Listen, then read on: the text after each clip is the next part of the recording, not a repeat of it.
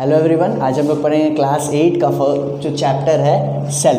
देखिए, सेल आपका first chapter नहीं है, ओके, बट आपका जो बायोलॉजी है सेल, ये बायोलॉजी है जो 8 क्लास का, उसके हर चैप्टर को समझने के लिए हर चैप्टर एक दूसरे के साथ इंटर रिलेटेड है, ओके। तो उस रिलेशन को समझने के लिए सबसे पहले आपको जानना होगा सेल क्या होता है, ओके। उसके बाद आप समझिएगा कि माइक्रो ऑर्गेनिजम्स के बारे में जानेंगे, ओके। उसके बाद crop production, crop management, reproduction, reaching the age of adolescence, इसी तरीके से बहुत सारे चैप्टर्स हैं, ओके। चलिए, तो क्लास स्टार्ट करने से पहले हम आप लोगों को बता देना चाहते हैं कि अगर आपको वीडियो देखने के बाद किसी भी टाइप का डाउट होता है तो आपके स्क्रीन पे जो व्हाट्सएप नंबर फ्लैश हो रहा है उस पर आप जाके कांटेक्ट कर सकते हो, अपना कांटेक्ट भेज सकते हो, आपको एक ग्रुप में जोड़ा जाएगा जहां पे जाके आप अपने सारे डाउट्स को क्लियर कर सकते हैं। चलिए स्टार्ट करते हैं। सबसे पहला चीज़ जो आता है आपके माइंड में जो है सेल। What is cell? तो देखिए, cell it is the structural and functional unit of organism या living body। ठीक है, क्या है ये? स्ट्रक्चरल और फंक्शनल यूनिट है। किस चीज़ का? तो लिविंग बॉडी का। लिविंग बॉडी किस चीज़ का? ह्यूमंस हो सकते हैं, प्लांट्स हो सकते हैं, एनिमल्स हो सकते हैं, बहुत सारे चीज़ हो सकते हैं जो लिविंग है, उनका स्ट्रक्चरल और फंक्शनल। स्ट्रक्चरल और फंक्शनल कहने का मतलब क्या होता है? स्ट्रक्चर मतलब क्या होता है, फंक्शन मतलब क्या होता है, ये चीज़ समझेंगे एग्जाम्पल के तौर पर, ओके। जैसे देखिए, हम लोग को बनाना है सब्जी। सब्जी में जैसे कि मन किया कि आज बनाते हैं शाही पनीर। भाई, शाही पनीर कैसे बनाना है? तो शाही पनीर बनाने के लिए जो सबसे मुख्य इंग्रेडिएंट आपको लग रहा है, नाम में क्या आ रहा है? पनीर। तो ये जो पनीर है, इस पनीर को बनाने के लिए आप लोगों ने कितने छोटे छोटे, शाही पनीर बनाने के लिए आपने पनीर के साथ कितने सारे मेन इंग्रेडिएंट्स को जोड़ा, ठीक है। तो पनीर नहीं होता तो क्या शाही पनीर बनता? नहीं बनता। तो मतलब शाही पनीर बनाने के लिए पनीर जरूरी है। उसी तरीके से लिविंग बॉडी को बनाने के लिए उसका सेल जरूरी है। कैसे? देखिए, जैसे ये सेल है, सेल मिलके क्या बना? टिश्यू। टिश्यू मिलके बना ऑर्गन। ऑर्गन मिलके बना ऑर्गन सिस्टम, ओके। उसी तरीके से ऑर्गन सिस्टम मिलके बना देता है ऑर्गेनिज्म, ओके। आप समझे? ऑर्गेनिज्म मतलब क्या हुआ? लिविंग है। कोई भी लिविंग बॉडी वो स्टार्ट कहाँ से हुआ? सेल से। उसका फंक्शन कहाँ से स्टार्ट हुआ? सेल से। मतलब जो हम लोग खाना खाते हैं, खाना ऑर्गेनिज्म को नहीं मिलता है पहले, सबसे पहले खाना किसको मिलता है? सेल को मिलता है। सेल से जो एनर्जी रिलीज होता है उससे ऑर्गेनिज्म वर्क करता है। इसीलिए जो सेल होता है वो किसी भी लिविंग बॉडी का स्ट्रक्चरल और फंक्शनल यूनिट होता है, ओके। जो सेकेंड चीज़ हम लोग को इसमें पढ़ना है, सेल का डिस्कवरी। हम लोग बोल रहे हैं सेल, तो ये भाई इस सेल का डिस्कवरी किसने किया? सबसे पहले इस सेल को देखा किसने? ये चीज़ आपके माइंड में आ रहा होगा। तो सेल को सबसे पहले देखा था रॉबर्ट हुक ने। किसने देखा था? रॉबर्ट हुक ने। कब? 1665, ओके। रॉबर्ट हुक ने देखा था 1665 में सेल देखा था। तो भाई सेल कहाँ देखा था? हवा में उड़ रहा था सेल जो उन्होंने देख लिया था? नहीं। तो वहाँ पे उनके जो गार्डन था वहाँ पे एक ट्री था, oak tree. Oak tree, okay. तो इस ओक ट्री के क्या लीफ में देखा, रूट में देखा, किस चीज़ में सेल देखा? तो इस ओक ट्री के बार्क में, छाल में देखा, ओके। तो बार्क, आप लोग को ये मालूम होना चाहिए कि जो बार्क होता है वो नॉन लिविंग पार्ट होता है प्लांट का, ओके। तो ये जो बार्क में उन्होंने सेल देखा वो किस टाइप का स्ट्रक्चर था? तो हनी कॉम्ब लाइक स्ट्रक्चर था, मतलब मधुमक्खी के छत्ते का टाइप का स्ट्रक्चर था, जिसमें बीच में डॉट्स उसको दिखा, ओके। तो इसी कंपार्टमेंट को उन्होंने सेल का नाम दिया, ठीक है। और ये जो मिडिल में इनको दिखा वो था न्यूक्लियस, ओके। तो ये डेड सेल में इन्होंने देखा। डेड सेल को किसने देखा? Robert Hooke. तो सबसे पहले सेल का डिस्कवरी किसने किया? रॉबर्ट हुक ने किया, ओके। अब देखिए, ये था सेल का डिस्कवरी। अब यहाँ पे हम लोग को जानना है कि सेल का थ्योरी किसने दिया, okay. Cell theory, what is cell? ये सेल डिस्कवरी जान लिया आप लोगों ने, रॉबर्ट हुक। और सेल का थ्योरी दिया गया था एस स्वान और स्वीडन से, एस स्वान एंड स्वीडन। ये दो साइंटिस्ट थे जिन्होंने सेल थ्योरी दिया। सेल थ्योरी कहने का मतलब क्या था? देखिए, तो सेल थ्योरी इन्होंने कहा कि जितने भी ऑर्गेनिज्म हैं उनका स्ट्रक्चर कहाँ से स्टार्ट होता है, तो सेल से स्टार्ट होता है। ठीक है, मतलब कोई भी फंक्शन कहाँ से स्टार्ट होता है, तो सेल से स्टार्ट होता है। ओके, जो भी सेल होगा वो अपने प्री एग्जिस्टिंग सेल से ही डिवाइड करेगा। मतलब ये सेल है तो ये सेल टूट के दो अलग अलग सेल्स में डिवाइड करेगा, ये सेल टूट के अपने दो अलग अलग सेल्स में डिवाइड करेगा, ये सेल टूट के दो अलग अलग सेल में डिवाइड करेगा, और ये चेन चलते जाएगा। ओके, तो ये सेल ऐसा तो नहीं हुआ कि ये सेल के साथ एक और सेल आके मिला उसके बाद जो सेल बना, वैसा तो नहीं हो रहा है। इसके साथ क्या हो रहा है कि एक जो नया सेल बनता है वो अपने प्री एग्जिस्टिंग सेल से ही बनता है। ये था सेल थ्योरी में जो स्वान और स्वीडन के द्वारा दिया गया। ओके, अब हम लोग आगे बढ़ते हैं। Shape and size of cell, मतलब जो शेप और साइज कहने का मतलब हुआ shape and size of cell. इसके कहने का मतलब हुआ कि जो सेल होता है, सारा सेल एक तरह का नहीं। मान लेते हैं कि अगर सेल ये है तो मेरे अंदर भी यही सेल होगा, एनिमल के अंदर भी यही सेल होगा, प्लांट के अंदर भी यही सेल होगा, उसके बाद फंगाई के अंदर भी यही सेल होगा। सॉरी, फंगाई कह रहे हैं, अलग अलग ऑर्गेनिजम्स में अलग एक ही टाइप का सेल होगा। ओके, तो हर जगह का हर टाइप का अलग सेल होता है। जैसे कि हमारे बॉडी में ही देख लेते हैं, ह्यूमन बॉडी है तो हमारे पास मसल है मसल, तो मसल का एक अलग सेल हो जाता है। ठीक है, स्केलेटन है तो बोन का एक अलग सेल हो जाता है। मसल सेल का शेप इस टाइप का होता है, बोन सेल का सेल इस टाइप का होता है। ओके, तो हर जो अलग अलग टाइप का सेल है उसका शेप अलग होता है, साइज अलग होता है। जैसे कि हमारा जो न्यूरॉन होता है, नर्व सेल जिसको कहते हैं, एक सिंगल स्ट्रैंड को, ये नर्व सेल है, इसके एक सिंगल स्ट्रैंड को न्यूरॉन कहते हैं। तो इसका शेप अलग है, इसका साइज अलग है। तो हर जगह पे जहाँ जहाँ प्रेजेंट है उसका शेप और साइज अलग होता है। ओके, तो देखिए, अब आप लोग यहाँ पे पूछ सकते हैं कि सर मेरे अंदर जो ह्यूमंस के अंदर मान लेते इतना बड़ा सेल है, और जो हाथी है सर, व्हेल है, उसके अंदर क्या इतना बड़ा सेल होगा या इतना बड़ा सेल होगा? तो नहीं। देखिए, यहाँ पे कंफ्यूज मत करिएगा शेप और साइज में कि अलग अलग साइज होता है। यहाँ पे ये समझिएगा कि जितने भी मैमल्स होते हैं, सेम स्पीशीज़ के होते हैं, उनके मसल सेल एक तरह के होंगे। मतलब हर सेल जहाँ पे प्रेजेंट होगा वो सेल एक तरह का होगा। कैसे? जैसे हम लोग के अंदर में ये हम लोग का मान लेते हैं आरबीसी सेल इतना बड़ा है, तो शेर के अंदर भी इतना ही बड़ा होगा, चूहे के अंदर भी इतना ही बड़ा होगा, व्हेल के अंदर भी इतना ही बड़ा होगा। सिर्फ क्या चेंज होता है? तो नंबर चेंज होता है। मेरे अंदर मान लेते हैं कि 100 ट्रिलियन था, तो इसके अंदर हो सकता है तो 5000 ट्रिलियन हो जाए। तो क्या बढ़ा यहाँ पे? नंबर बढ़ा। ऑर्गेनिज्म के आधार पे सिर्फ नंबर बढ़ा, साइज नहीं बढ़ा। ओके, अब देखते हैं हम लोग, यहाँ तक आप लोग समझ गए। अब हम लोग देखते हैं टाइप्स ऑफ सेल। ये समझिएगा, टाइप्स ऑफ सेल। जो सेल होते हैं उनको हम लोग 2 टाइप्स में बांटते हैं। कैसे बांटते हैं? तो देखिए, ये हो गया प्रोकैरियोट्स, और दूसरा हो जाता है यूकैरियोट्स। देखिए, यूकैरियोट्स और प्रोकैरियोट्स कहने का मतलब क्या होता है आप समझाते हैं हम आप लोग को। देखिए, प्रो मतलब प्रिमिटिव, पहले, कैरियोट्स मतलब सेल। तो ऐसे सेल जो बहुत पुराने कहने का मतलब कि ये सेल भी तो पुराना हो सकता है। यूकैरियोटिक सेल एनिमल्स में प्रेजेंट होता था, एनिमल्स भी तो बहुत पुराने आते हैं। प्रोकैरियोट्स मतलब स्टार्टिंग सेल जो थे वो प्रोकैरियोट्स थे, प्रिमिटिव सेल इनको कहते हैं। अब देखिए, प्रोकैरियोट्स समझना कैसे कि आखिर इस प्रोकैरियोट कहते किसको हैं भाई।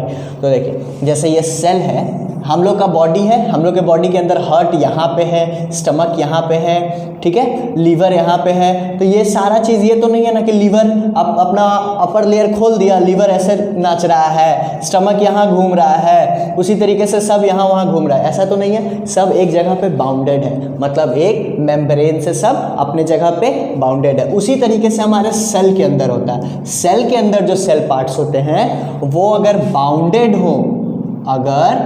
बाउंडेड हो, मान लेते ये न्यूक्लियस है, तो न्यूक्लियस के ऊपर में कोई मेम्ब्रेन हो, या फिर और सेल ऑर्गेनल जिसमें माइटोकॉन्ड्रिया आता है, वैक्यूल्स आता है, मान लेते इसके ऊपर में एक कोटिंग हो, एक मेम्ब्रेन हो, बाउंडेड हो, तो वो हो जाता है यूकैरियोट्स। ओके। और अगर ये सेल ऑर्गेनेल जो होता है अगर बाउंडेड नहीं है, मतलब इसका न्यूक्लियस के अंदर का जितना भी चीज़ है वो यहाँ पे घूम रहा है, माइटोकॉन्ड्रिया का चीज़ यहाँ पे घूम रहा है, तो ये जो ऑर्गेनिज्म होता है वो प्रोकैरियोट्स में होता है। ओके, समझ गए? यूकैरियोट्स और प्रोकैरियोट्स किसको होता है? ये हो गया टाइप्स ऑफ सेल। अब देखिए जो यूकैरियोटिक ऑर्गेनिजम्स होते हैं उनको हम लोग एक यूकैरियोट्स का जो सेल होता है उसको हम लोग दो ऑर्गेनिजम्स के टाइप पे डिवाइड करते हैं, ठीक है, जिसमें एक होता है यूनिसेलुलर ऑर्गेनिजम्स। यहाँ पे यूनिसेलुलर सेल मत समझिएगा, unicellular organisms. Okay, eukaryotic cell जिसके अंदर प्रेजेंट होता है उसको हम लोग दो टाइप के ऑर्गेनिज्म में बांटते हैं, जिसमें आता है यूनिसेलुलर ऑर्गेनिज्म और दूसरा मल्टी सेलुलर ऑर्गेनिजम्स, ठीक है। अब देखिए यहाँ पे नहीं दिख रहा है, ऊपर इरेज कर रहे हैं हम। यूनिसेलुलर ऑर्गेनिजम्स देखिए किसको कहते हैं, तो यूनी मतलब क्या लग रहा है? यूनी मतलब एक सिंगल, सिंगल कहने का मतलब वन। उसी तरीके से सेल्यूलर, सेल्यूलर कहने का मतलब सेल।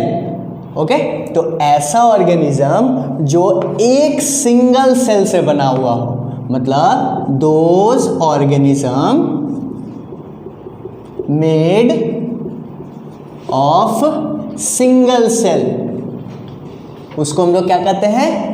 यूनिसेलुलर ऑर्गेनिज्म कहते हैं। ओके, उसी तरीके से multi cellular, multi means more than one, more than one, और सेलुलर मीन्स सेल, मतलब ऐसा ऑर्गेनिज्म जिसके पास those are made up of more than one cell. Those organisms which are made up of more than one cell are known as multi cellular organism. और made up of single cell तो उसको कहते हैं unicellular organisms. Unicellular organisms में आपका amoeba आ गया, amoeba single cell का होता है। उसी तरीके से जब हम मल्टी सेलुलर में आते हैं तो मल्टी सेलुलर ऑर्गेनिजम्स में हम लोग को पढ़ना है प्लांट एंड एनिमल सेल के बारे में। मल्टी सेलुलर में किसके बारे में पढ़ना है? Plant cell and animal cell.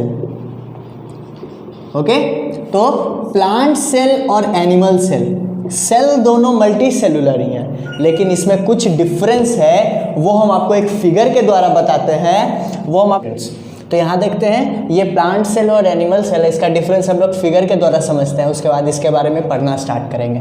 Okay, तो देखिए सबसे ऊपर में ये यहाँ पे ध्यान देखिए, ये डबल लेयर है, बट ये जो एनिमल सेल है वो एक सिंगल लेयर है। ऐसा क्यों? तो भाई देखिए इसके सबसे ऊपर वाले लेयर पे होता है सेल वॉल, ओके, और जो सेकेंड लेयर होता है वो होता है सेल मेम्ब्रेन। ओके, इसका फर्स्ट लेयर होता है सेल वॉल और सेकेंड लेयर होता है cell membrane, but animal cell के साथ जो पहला लेयर होता है वही होता है सेल मेम्ब्रेन। ओके, ये चीज़ था सिमिलरिटीज़ और ये था डिसिमिलरिटीज़, मतलब ये सेल वॉल जो होता है वो सिर्फ प्लांट सेल में होता है, एनिमल सेल में नहीं होता है। उसके बाद यहाँ पे देखिएगा, ये देखिए ये स्ट्रक्चर और ये स्ट्रक्चर दोनों स्ट्रक्चर सेम है। ये है mitochondria, powerhouse of the cell. Okay, ये है mitochondria, powerhouse of the cell. यहाँ देखिए ये स्ट्रक्चर और ये स्ट्रक्चर दोनों सेम है, इसको कहते हैं एंडोप्लाज्मिक रेटिकुलम, इसको कहते हैं एंडोप्लाज्मिक रेटिकुलम। ER के नाम से यहाँ पे हम डिनोट कर रहे हैं, ये आप समझ लीजिएगा, ये है एंडोप्लाज्मिक रेटिकुलम। आगे हम लोग जब पढ़ेंगे इसके बारे में जानेंगे कि स्ट्रक्चर कैसा होता है, इसके कुछ फंक्शंस के बारे में जानेंगे। ओके, ये था ER। ये पॉइंट देखिए दोनों सेम है, ये है आपका न्यूक्लियस, सेल न्यूक्लियस। बोले थे ना रॉबर्ट हुक ने हनी कॉम्प्लेक्स स्ट्रक्चर देखा, बीच में क्या था? न्यूक्लियस, तो यही न्यूक्लियस उन्होंने देखा था। ओके, तो ये है न्यूक्लियस। ओके, आगे बढ़ते हैं, यहाँ पे एक बहुत बड़ा स्ट्रक्चर दिख रहा है, ये है vacuole, waste house of cell. ये क्या है? वैक्यूल। ये प्लांट सेल में बहुत बड़ा प्रेजेंट होता है, बट जो एनिमल सेल होता है वहाँ पे बहुत छोटा प्रेजेंट होता है। ओके, क्यों बड़ा होता है और क्यों छोटा होता है ये हम आपको आगे बताएंगे। ओके, यहाँ पे देखिए ये दोनों गोल्गी बॉडीज़ हैं, ये दोनों गोल्गी बॉडीज़ हैं। ओके।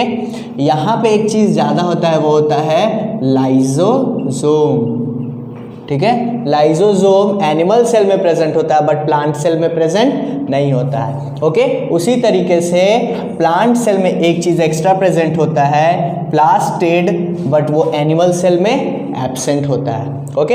ये था एक रफ डायग्राम एनिमल सेल और प्लांट सेल का, जिसको आप लोग कॉपी कर सकते हो, ओके।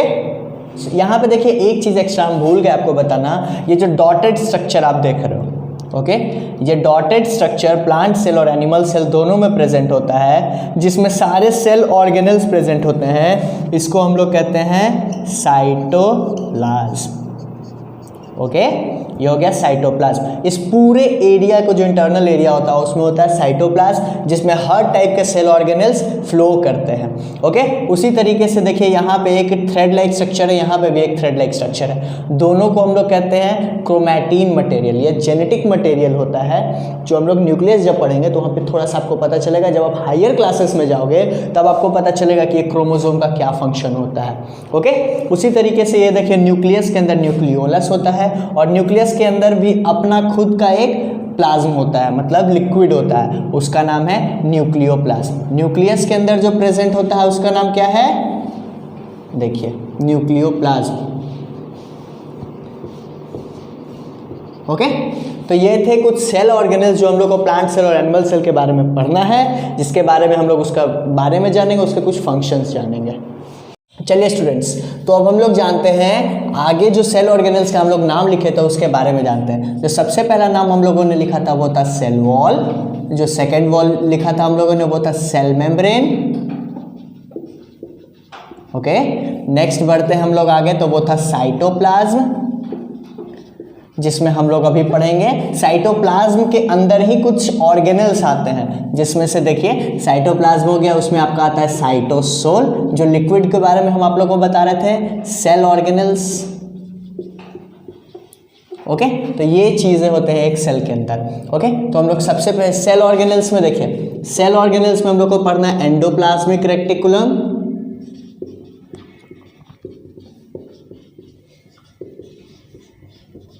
ओके। एंडोप्लाज्मिक रेटिकुलम दो टाइप का होता है, एक होता है SER और दूसरा होता है RER, ओके।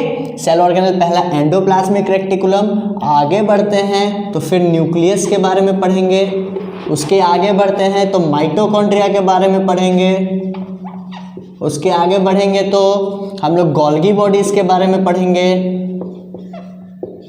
ओके। उसके आगे गोल्गी बॉडीज के बाद एक और चीज़ बताए थे हम लोग, लाइजोसोम के बारे में पढ़ेंगे, उसके बाद प्लास्टिड्स, इन सभी चीज़ों के बारे में हम लोग को पढ़ना है। ज़्यादा वास्ट वे में नहीं पढ़ना है, सेम यही चीज़ सेल जो चैप्टर है वो आप लोग को 9th क्लास में भी पढ़ना है, जिसमें आप लोग को अच्छे तरीके से बता दिया जाएगा इसके बारे में, ओके। अभी सिर्फ फंक्शंस, ये सब चीज़ें हम लोग को जानना है। तो सबसे पहले हम लोग आते हैं सेल वॉल पे। तो what is cell wall? It is a tough upper layer of plant cell made up of cellulose, ठीक है। तो सेल वॉल क्या है? प्लांट सेल का अपर लेयर होता है, प्लांट सेल का अपर लेयर होता है जो किस चीज से बना होता है? सेल्यूलोज से बना होता है, ओके। इसका फंक्शन क्या होता है? सेल वॉल अगर प्लांट सेल में प्रेजेंट है, एनिमल सेल में प्रेजेंट नहीं है, क्यों प्रेजेंट नहीं है भाई? ये चीज जानना जरूरी है। तो देखिए सेल वॉल का फंक्शन होता है वो रिजिडिटी देता है। क्या देता है? रिजिडिटी। रिजिडिटी मतलब क्या होता है? टफनेस मतलब कठोरता। जैसे देखिए कोई प्लांट है, प्लांट पे आप लात मारिएगा तो चोट किसको लगेगा? आपको लगेगा, बट प्लांट को नहीं लगेगा। क्यों नहीं लगेगा? क्योंकि उसके अपर लेयर, सेल उसका जो था, उसके अपर लेयर पे क्या था? सेल वॉल था, और यही सेल्स मिलके, बहुत सारे सेल्स मिलके क्या बनाए थे? वहाँ का टिश्यू बनाए थे, जिसके ऊपर में एक सेलुलोज का लेयर आ गया।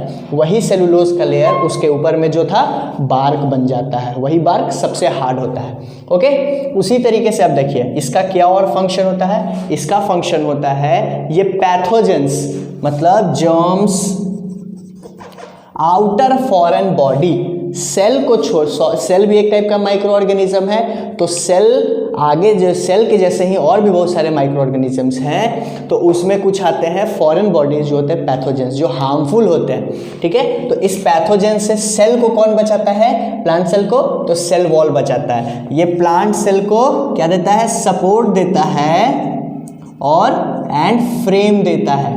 क्या देता है, फ्रेम देता है और सपोर्ट देता है। शेप, देखिए फ्रेम कहने का मतलब हुआ शेप, मतलब जैसे प्लांट सेल है तो प्लांट सेल को हम लोग इस टाइप से बनाएंगे, मतलब ये एक इसको शेप दिया, एक सेल एक साइज एक फ्रेम दिया, ओके। बट एनिमल सेल में तो ऐसा नहीं होता, एनिमल सेल ऐसा बना सकते हैं, ऐसा बना सकते हैं, ऐसा बना सकते हैं, तो इसका कोई फिक्स शेप नहीं होता, बट प्लांट सेल का एक फिक्स शेप होता है। क्यों, सेल वॉल के कारण। तो सेल वॉल समझ गए किसको कहते हैं, इसका फंक्शन हम लोग समझ लिए। अब आते हैं सेल मेम्ब्रेन की ओर। तो सेल मेम्ब्रेन प्लांट सेल में भी प्रेजेंट होता है और एनिमल सेल में भी प्रेजेंट होता है, दोनों में फंक्शन सेम ही होता है, ठीक है। सेल मेम्ब्रेन का हम लोग डेफिनेशन समझ सकते हैं, the upper layer of animal cell but the second layer of plant cell, ठीक है। सेल मतलब क्या हो गया आपका सेल, मेम्ब्रेन मतलब एक लेयर, तो सेल के ऊपर में जो लेयर होता है उसको कहते हैं सेल मेम्ब्रेन। सेल मेम्ब्रेन को हम लोग एक और नाम से जानते हैं, सेमी परमिएबल मेम्ब्रेन। किस नाम से जानते हैं, semi permeable membrane. Semi permeable membrane कहने का मतलब क्या हुआ, सेमी मतलब हो गया थोड़ा सा, ठीक है, आधा, ठीक है, थोड़ा सा आप कह सकते हो, ठीक है। तो परमिएबल मतलब परमिट, आपको परमिट मिल रहा है मेम्ब्रेन, ऐसा मेम्ब्रेन जो कुछ चीज़ों को ही, कुछ सेलेक्टेड चीज़ों को ही सेल के अंदर जाने देता है या बाहर जाने देता है, उसी को सेमी परमिएबल मेम्ब्रेन कहते हैं। इसको एक और नाम से जानते हैं जो सेलेक्टिव परमिएबल मेम्ब्रेन। सेलेक्टिव मतलब सेलेक्टेड चीज़ें, कुछ सेलेक्टेड चीज़ें हैं कि ये जा सकता है, वाटर मॉलिक्यूल है तो सिर्फ वाटर मॉलिक्यूल जाएगा, उसके सिवाय कुछ और नहीं जाएगा, तो ये सिर्फ सेलेक्ट करके भेजता है, सेलेक्टेड चीज़ों को ही भेजता है, इसीलिए इसका नाम हो गया सेलेक्टिव परमिएबल मेम्ब्रेन। परमिएबल मतलब परमिट करवाने वाला, एक जगह से दूसरी जगह पे जाने में हेल्प करने वाला, ओके। चलिए, तो ये था इसका डेफिनेशन। अब आगे देखते हैं इसका फंक्शन।